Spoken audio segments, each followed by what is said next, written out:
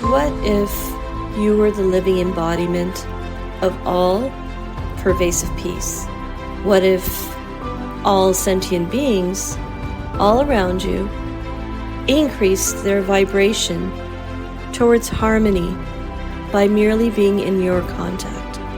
What if through conscious reasoning, focused will, and intentional living, you reform yourself, thereby becoming a catalyst and sparking transformation in others?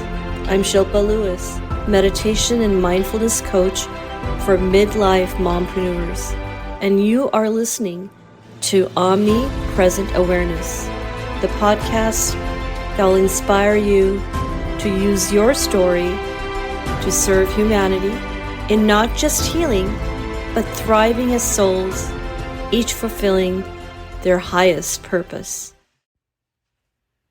Welcome to Omnipresent Awareness with Shilpa. This is your host, Shilpa Lewis, owner and founder of Omni Mindfulness Coaching. Before we get started, if you haven't already booked a free discovery session with me, click on the link in the description. I'm a holistic transformational life coach, specializing in helping midlife mompreneurs bring balance, clarity, and life alignment, both personally and professionally, so that you may live your best life. There is tremendous healing value in simply being able to know someone is holding authentic space for you to listen and be accessible as an accountability partner and mentor. If you feel overwhelmed, or if you feel the need for some support navigating life as a mother or as an entrepreneur, I would love to provide you with my coaching.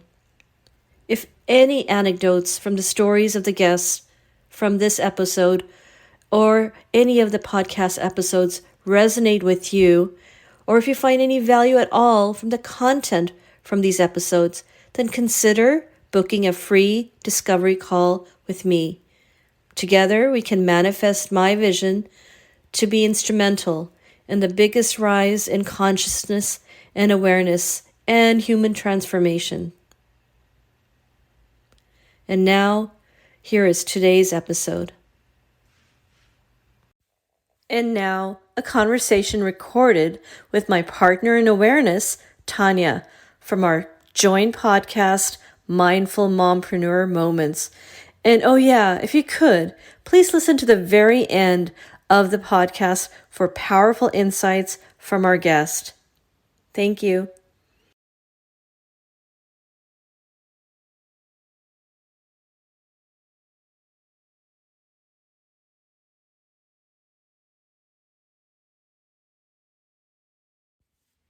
Hello, and thank you for tuning in.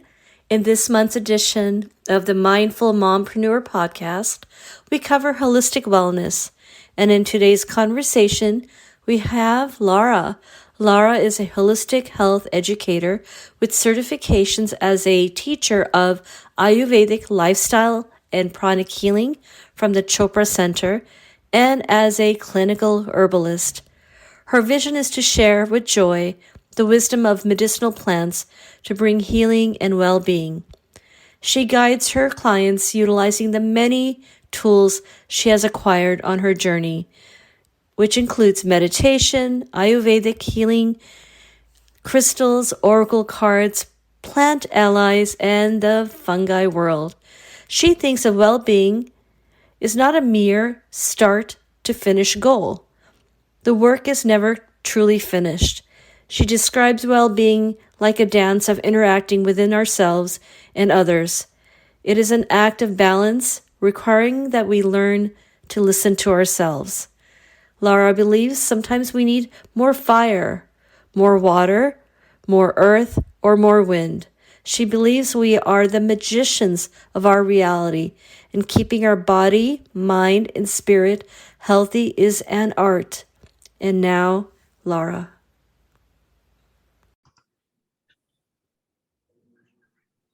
Thank you so much for joining us, Lara. It's so nice to be here with you ladies. Thank you for having me. Well, thank you for being here, Lara. Thank you. So we will dive right in. the topic is Ayurveda, and we would like to know, how is Ayurveda a form of mindfulness? And maybe you can get a little bit into explaining it for the listeners that may not know what that term is. Yes, so so excited to share some beautiful things about Ayurveda. So the way that I understand mindfulness is that everything that we're doing, we do it with intent and awareness. And so Ayurveda, being a life science stemming from what is now, the part of India, offers many self-awareness tools to understand ourselves, to make conscious choices in terms of what we eat, what we're taking in through our different senses, whether it be visually, auditory, and such. So for me, it's choosing constantly an awareness of how we are feeling. So having that check in, being present with ourselves, and then making choices in our outer world that would complement that and bring about a state of harmony and balance. It's wonderful. Yeah. Especially when you tune into being able to use that as a way to navigate being mindful and being aware. That's a lovely way to describe it. Definitely. And we don't all have this I think as we talk about use your intuition and tap into how you're feeling, that may not always be easy for people. That doesn't just come like, oh, well, today I'm feeling this and therefore I'm going to have this for lunch, and later, my body's really needing this right now. And that could be for various reasons, right? Whether habits, whether we're just disconnection, or our routine doesn't allow. So Ayurveda provides self-care guidelines that work not only just by understanding them, by understanding your dosha, your constitution, which is your elemental makeup. And I would invite all the listeners, because I know we don't have a lot of time today, to go and take a dosha quiz. You can go on Chopra.com and take a quiz there. And there's many different platforms which will give you the awareness of what constitution, in terms of which elements make up your mind, body, and kind of spirit energy. So based on that, you can make choices with the guidelines that Ayurveda provides, and kind of set yourself up for success there in terms of health and balance. You want to spell that for us, that quiz? Yes. So, well, first I mentioned the Chopra website. So that would be the CHOPRA.com. And on that site, you can go to, I believe it's maybe, I don't know, under resources, and you can do what is called a dosha quiz. And that is DOSHA. And yes, and so there's little guidelines there that, followers can answer questions about, physical characteristics as well as mental characteristics, and all of that, will give you a bioenergetic constitution based on the 5 elements. And remind us the definition of dosha.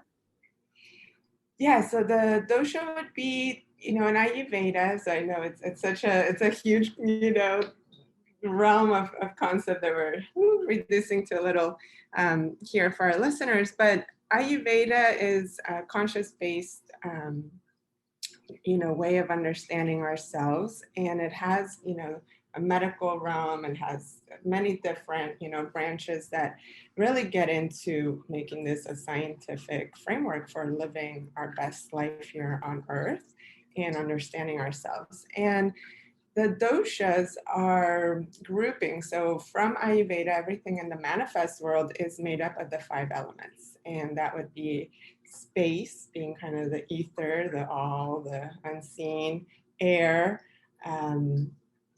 and fire, water, and earth. So based on all this, everything in the physical world is made up of these 5 elements.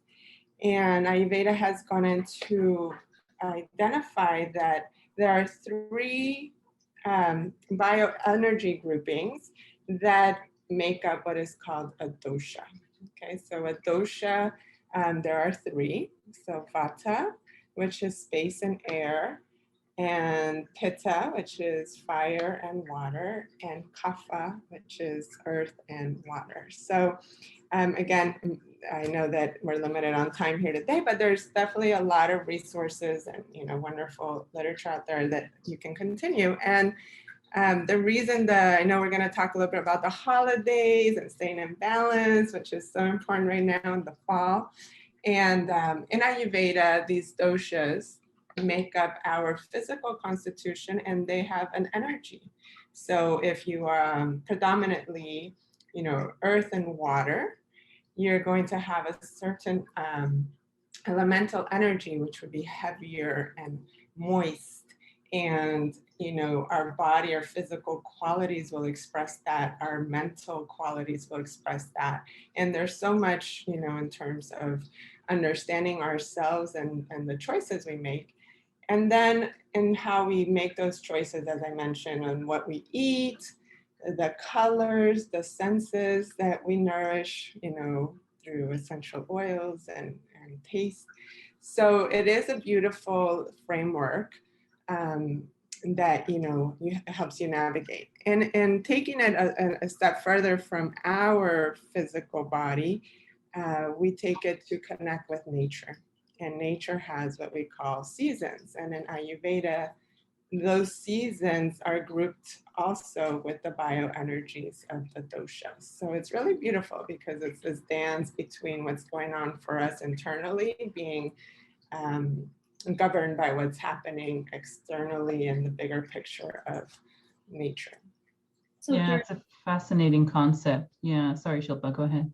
No, it's okay. I'll bring it up with you. Go ahead. It's a fascinating concept, and just to think that our bodies are constitutes a lot of these different elements, right? And water being one of the main ones. We kind of don't always think about it, but like when we sweat, we're sweating out all of the water, and we're just made up of all of the elements. And the fact that Ayurveda kind of reminds us of that, I find it fascinating. It's a fascinating way of living, consciously.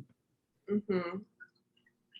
Definitely, and for me, very I'll use the word practical, because as deep as you can go in it, for me, at a very just practical way of, I think we can all relate to what happens when there's a lot of fire. We probably don't want to add fire if we want to decrease the heat, right?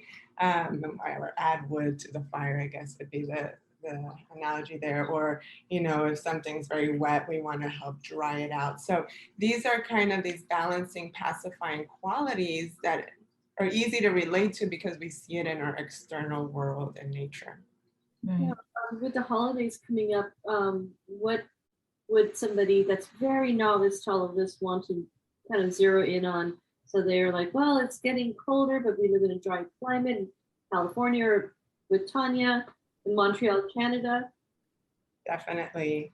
Yeah. So again, we talked about how in Ayurveda there are the seasons and the changes relate to the different times of years have a dosha. So as we are moving, deeper into the fall and early winter, that season is associated with a dosha vata, and that is the air and space elements. And so we think about the qualities during this time.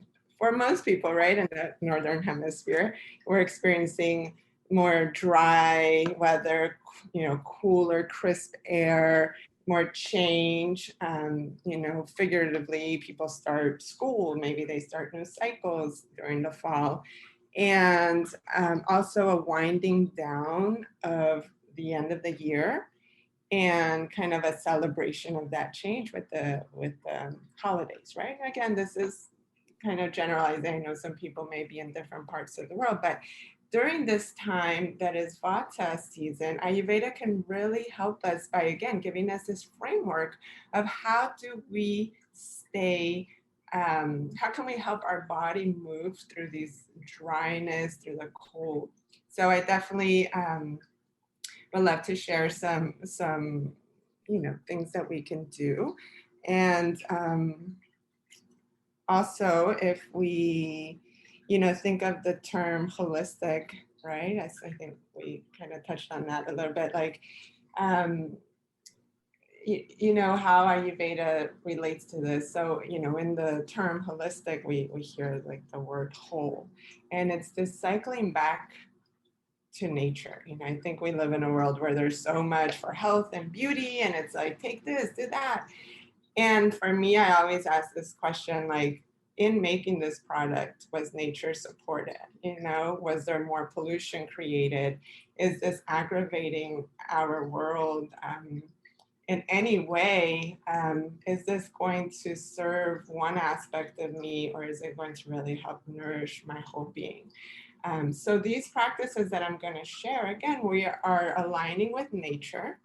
They're self-care, practical things that we can do that everyone can find. There's not some super, one pill solves all kind of a mentality. It's you're in that dance with yourself. So yeah. And did you guys want me to go into kind of the holidays? I know for a lot of people right now, it's a hot. Yeah, because you kind of touched on the other things that we were gonna talk about, which is how is Ayurveda one of many forms of holistic living. So all of the conversations that we've been having so far has kind of touched on all of the other elements that we were gonna ask you. So yeah, definitely holiday tips can be good for our audience right now. Yes, so I'll tie that in with just kind of general, what we call Vata pacifying tips. But I just wanted to pull out some pointers during the holiday. I think for a lot of people, it can be an exciting time, and even excitement can bring about stress on the body. It can also be a stressful time, whether that be inability to connect with loved ones, or financial strains, or trying to just do so much and feeling limited on time. It's also a time where we may be more tempted to overeat, or indulge in certain foods or beverages that we are trying to balance or decrease in our everyday life, right? So it can bring a lot of stress and anxiety to people, in addition to family and all that. So I wanted to bring in the things that pacifying the Vata energy can do during the holiday season, and then kind of some additional herbal recommendations as well.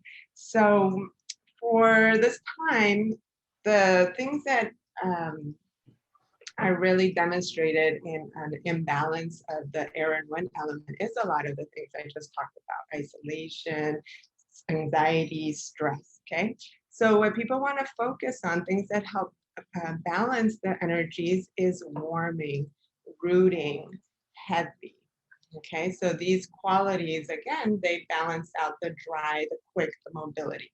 Okay, so some everyday self-care things could be bringing awareness to the foods and really eating seasonally. Again, this may depend where you are, what's available, but really in the fall, we tend to see a lot of squash, we tend to see a lot of root vegetables as soups, and different spices, like, that we associate with the fall, like cinnamon and ginger and nutmeg. So these are all wonderful foods and spices that are actually great to help balance the Vata dosha. And in addition to eating for the dosha balancing diet, there are things like oil massage. So doing like an oil massage with sesame oil for your skin is a heavy oil that helps to balance the air element. Okay, so a lot of people are, experiencing dry skin. A lot of people are experiencing, again, that energy that can bring about like feeling ungrounded and spacey and all over the place because it's a very quick and mobile energy. So the heavy oil like sesame, or if you're using something on your face like argan oil that's rich in omegas, all of this can be really grounding for that energy. Okay, so it's a little, that's the cool thing of Ayurveda. You're like, oh, an oil I put on my body is going to bring about an energetic effect. Okay, and so choosing the oil, like for example, a lot of people love coconut oil. I love it. It's one of my magic bullets, but it's very cooling. So in the fall, we want to favor heavier oils, and sesame is one of the wonderful ones. Now, if you do have, an allergy or something, there's, you can definitely go with like an almond or sweet almond oil. A lot of times taking a nice warm shower or bath before going to bed can really help pacify this energy with the warming. As I mentioned, adding spices to your diet. If you're having maybe like a nice oatmeal in the morning, sprinkling a little cinnamon, maybe a little ginger shaved on there, and it just brings that heat and warming quality that helps to balance out the dry and cold energy. Another thing that I love, and I know a lot of people use essential oils, or maybe they try to create a space at home that is very, create an atmosphere. So some essential oils that can be really nice for this time would be favoring kind of sweet and spicy. So cinnamon and basil and rosemary, sandalwood, orange. You're just bringing me to like another place right now. These are all things that just, to me, they smell so good. And then sprinkling it into your food, that's just feels like fall and winter and just warm. I mean, I love all seasons, right? And that's the beauty of moving with nature.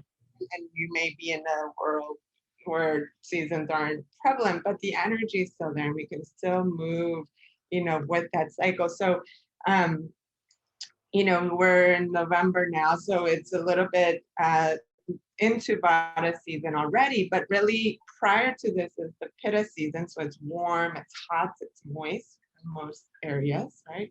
So we are transitioning from the cooling, fresh, raw green, smoothie kind of cooling foods into these nice warming. So it's important if you are someone that, maybe you're like, I take my green juice every morning and that's great. And, I don't, but adding some warming qualities to that. So some heavier qualities. So in Ayurveda, again, the cooling things will increment the cold energy, which will create an imbalance in your energy field. So I love kind of like Tanya said, the fall and the warming and the I just love it. And it's just so beautiful how nature will kind of tell you what to eat, right? Like it's a season where squash suddenly appears, and that's what kind of your body needs. So it's almost like, oh yeah, okay, it makes sense.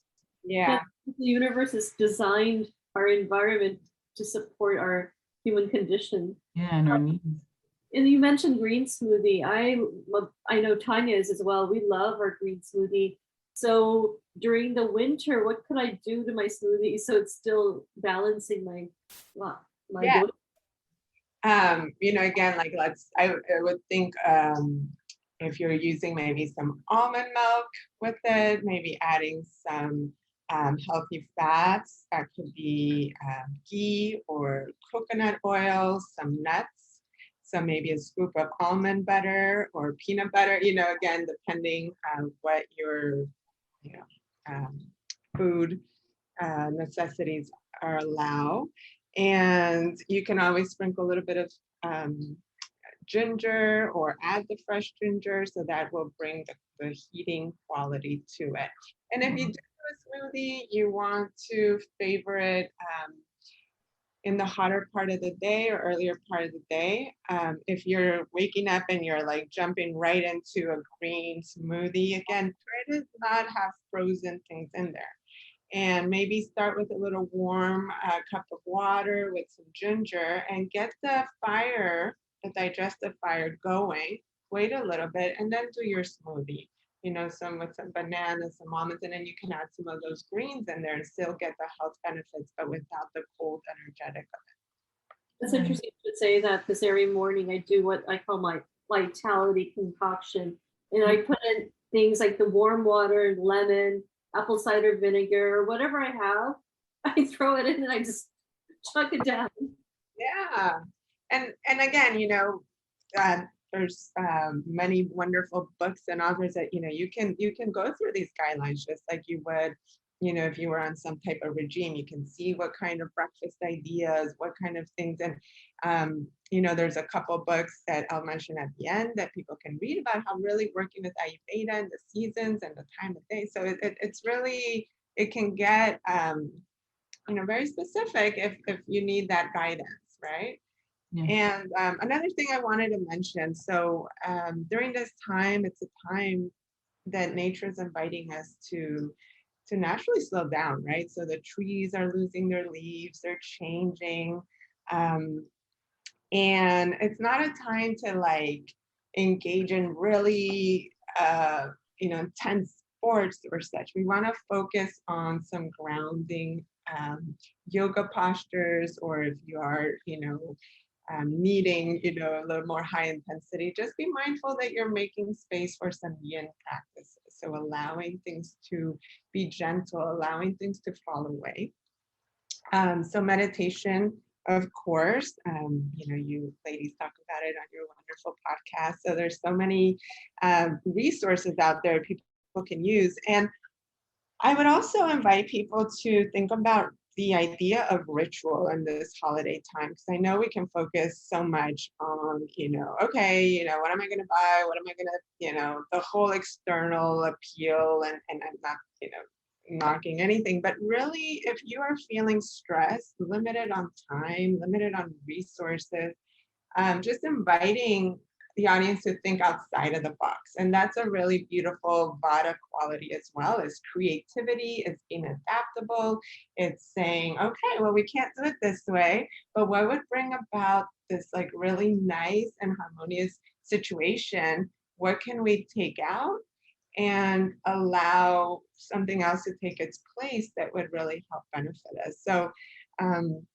that's another tip that I feel, and then taking time to connect with your inner world, whether that be through meditation or journaling. And I mentioned I would mention some herbal things, and for some, for the listeners that maybe are already familiar with the term adaptogen.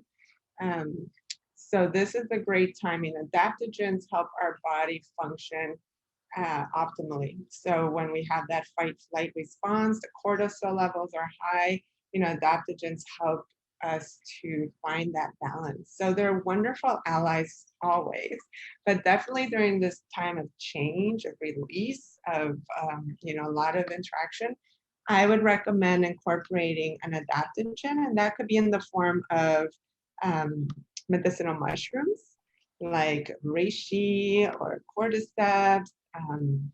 There's a whole array of medicinal mushrooms that viewers can take. From Ayurveda, you can incorporate holy basil. It's great for all the doshas, and it's an adaptogen. It's a calming, nourishing nerve tonic. So really calling in some support, because some things you just got to move through, right? Like you don't have, maybe you can't say no to certain commitments. You got family, your kids. So really bringing in some help from the herbal and mushroom world is always my number one recommendation. And also, I wanted to bring up, I know alcohol in the holidays is can be tricky for some people, and also in Ayurveda, it can really throw out of balance the doshas as well. So I wanted to invite people to experiment with some mocktails with maybe some beautiful teas and elixirs that they can bring into their holiday celebrations. So a way to relax and connect, and again, think outside of the box. Yeah, in terms of adaptogens, one of the things I often use is ashwagandha, which particularly for women in their mid 40s onwards can often be useful. Could you just touch upon that? Yes, ashwagandha is it's a shrub that uses part of the root predominantly, and it is a wonderful adaptogen. Has, they've done many studies and how it's shown to decrease cortisol levels, and it has a warming aspect to it. So it is good for the Vata season time. For some people that predominate in fire element, sometimes they can find it to be a little, warming for their constitution. But really, again, with the herbs, you can balance them out in formulation. So there are a lot of wonderful formulas. I think you were going to touch on golden milk in a bit, right? You have a wonderful recipe. So that's also a time where you can add the ashwagandha, and it's going to be in a balancing way. Yes, the golden milk that I make has a little bit of ashwagandha, turmeric, cinnamon, and yeah, absolutely. And if you have any recipes of that type, we would be thrilled to share them with our viewers. Yes, definitely. To be honest, I'm very improv in the kitchen. I take a little bit of this and a little bit of that. But again, I do use a lot of medicinal mushrooms. They're probably my best allies, and I have worked with ashwagandha and love it. And again, there may be a certain herb that sits better with our constitution. So there's always that. Give it a try. Now, I would say, and I don't want to, take up if you're going to share with the golden milk. Did you want to share your recipe first, and then I can talk a little bit pointers, or no? Yeah, go for it. Okay, cool. So I was going to say, I know some people have heard of golden milk. There are plenty of products out there too. In addition, like you said, if they can't buy all the products singly and find the ashwagandha, there are some wonderful products by Gaia, and they also incorporate ashwagandha and the turmeric and the ginger. So now I've been using something called Your Super, and they have a blend for golden milk that includes ashwagandha. Yeah, below. definitely. And what I would say, I know, we live in a world where people are used to interacting with herbs or supplements in capsule form, for the most part. I mean, I know some people prefer liquid extracts, some people do teas. There is a lot of benefits. And, in Ayurveda, we speak on the taste in the mouth being activated, and they speak to, there's communication happening in the digestion. So that bitter taste, the warming technique, all of this is important communication. So the golden milk is a wonderful medicinal concoction that is enjoyable, but there's also so many healing qualities to it. So I don't, inflammation, right? I'm sorry? Inflammation. Exactly. So yeah, it's safe to say now that there's so many studies. So definitely invite the viewers to, do a little research on the benefits of using turmeric, right? So the curcumin and the turmeric has been used for pain management, for joint health, for inflammation. There's, so many products out there.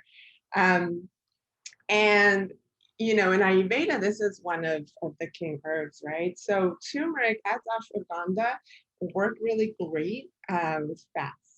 So that's very important topic. So that's one of the things where, if you are taking the capsule, I always recommend that you take it along with a little bit of, something fatty, whether that be coconut milk or regulars. So this will help activate and, make it more bioavailable. So in the golden milk, you get that, you get the healthy fat, you can add a little ghee to it. You can add, some coconut oil if that's, more in alignment. And the benefits, they stem from digestive. So we know with good, healthy digestion, you have a high rate of benefits, right? Because in our gut health is healthy, our brain health is healthy, our inflammatory response. Speaking of the brain health, the Indians have the lowest rate of Alzheimer's. They say it's because our diet includes turmeric. Exactly. They have done studies that have linked it to reducing, inflammation in the brain, inflammation in the gut. It helps to optimize digestion. So when your digestion, your digestion is strong, your nutrient absorption, all of that is linked, and again, the taste, the bitters, all of that is connected in how we are operating. The ginger, the cinnamon in it, some people will, add the black pepper. And the reason for that is that the constituent of black pepper that is kind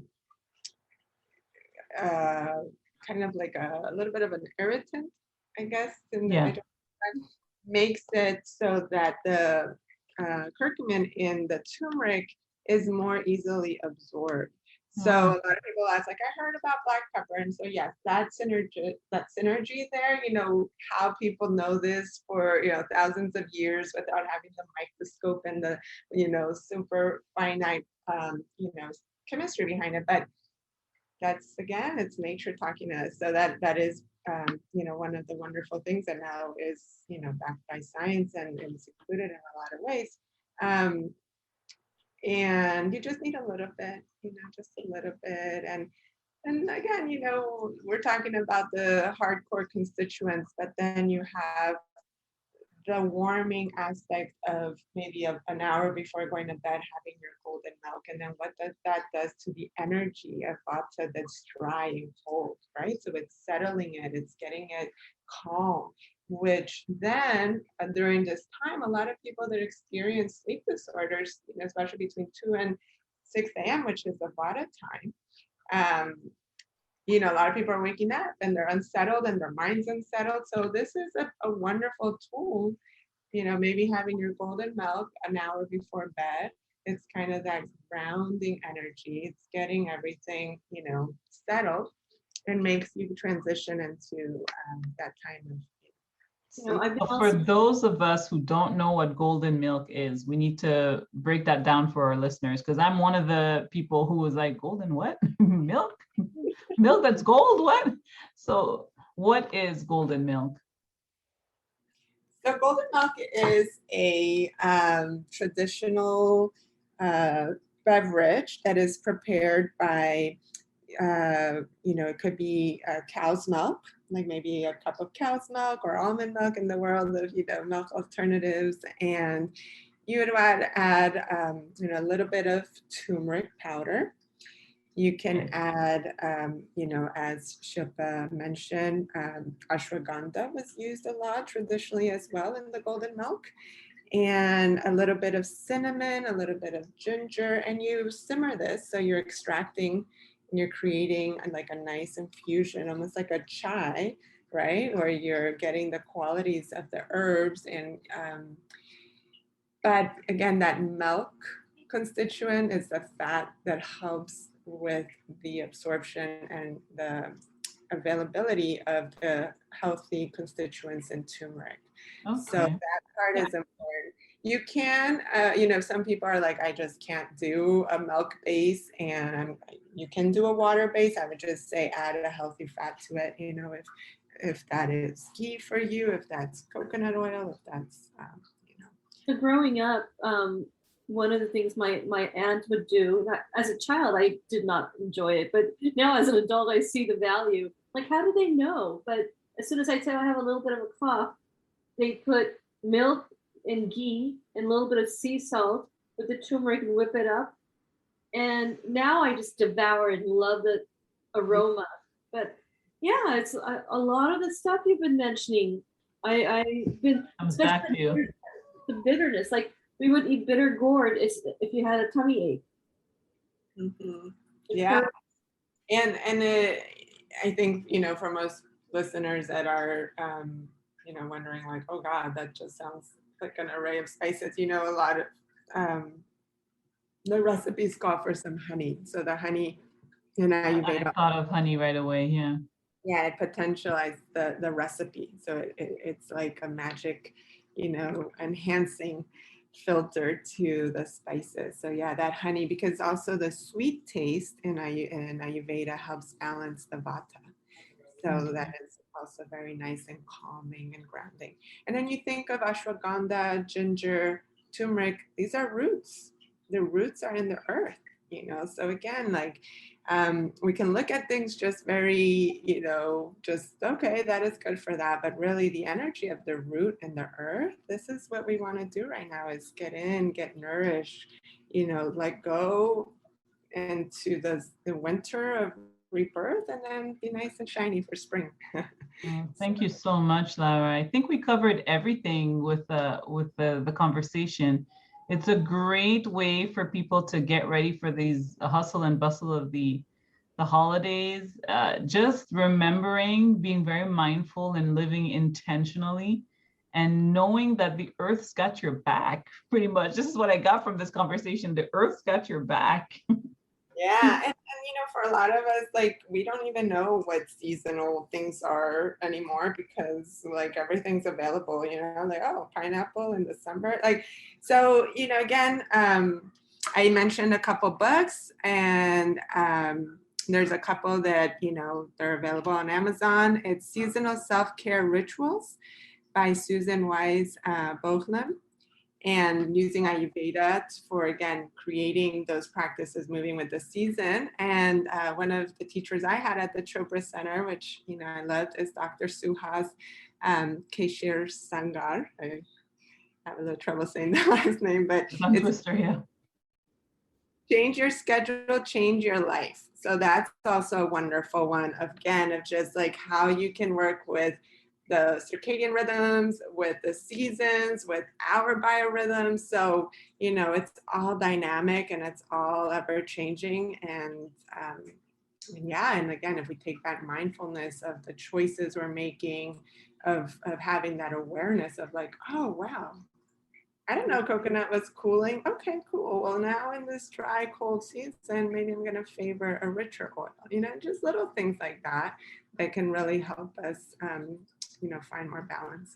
Those micro adjustments, often in this busy world, particularly with all the stress that the collective has been going through, you forget that when I go back to my roots, the way I was raised, and just make it like a routine, then suddenly your body starts getting into rhythm, and it works. It totally works. All the books you mentioned, we'll place that on our site with the link to your podcast. And it'll be on our website. Maybe we'll even feature them as some of our additional books for the month. Yeah, they were great. Thank you so much. Such great tips for us. And we will put all of that information in the description, as Shilpa said. It has been an honor to have you once again. You're a light in this world. So thank you so much for joining us. Well, likewise, ladies, and so thankful to Lara. A little plug in for Lara. We'll have her link down if you want to work with her. She's awesome. Thank you so much. Yes, would love to, just be that support if people want to learn more about their dosha, their constitution, and just, want to work with making those changes so that they can, again, just connect with nature and live in that alignment. So, yeah. Right. Thanks again, Lara. Thank you. Bye. Thanks again for tuning in. Check out the links in the description and please subscribe, follow, and share. And continue to be omnipresent.